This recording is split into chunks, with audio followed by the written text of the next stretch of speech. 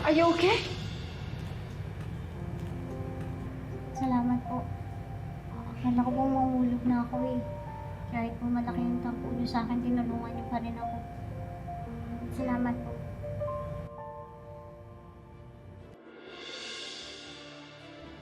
Mom!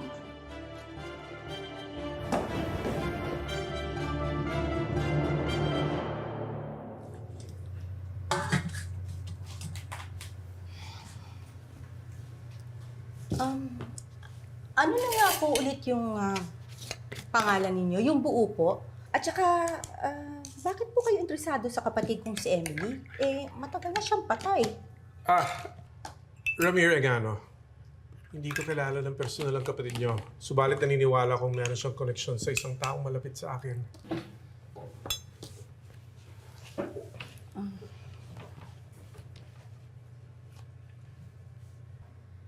Importante lang na malaman ko ang totoo.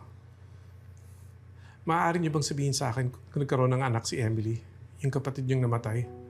Ay, wala po. Dalaga po ang kapatid ko hanggang siya'y bawian ng buhay. Pero sa pagkakaalala ko, meron pong nag-iwan sa kanya ng sanggol noon nung bago siya mamatay. Kung di ako nagkakamali, parang kaibigan niya sa school o kasamahan sa dorm, parang ganon. Natatandaan niyo ba yung pangalan ng kaibigan niya? Hindi na po. Ang tagal na nun eh. At saka hindi ko naman talaga alam yung pangalan ng kaibigan ni Emily na nag-iwan sa kanya ng sanggol eh.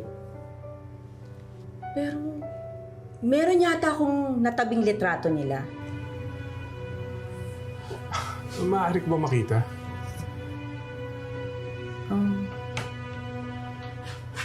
Sige po. Kukunin ko.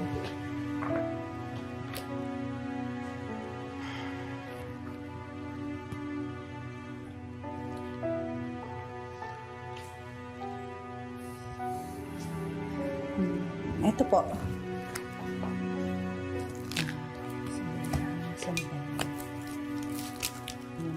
Ayan.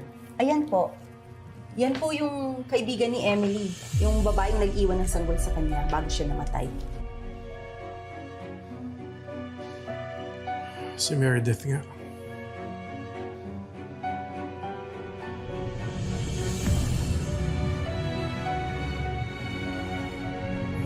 What are you doing?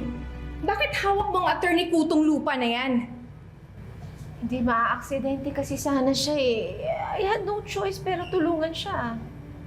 Hindi na dapat kayo nakialam, Mati. Baka mamaya baliktarin ka at pagbintangan ng cause of accident niya. Alam mo naman yung reputation ng babaeng to. Mapaggawa ng kwento. Mer, maraming salamat po. Let's go, Mom.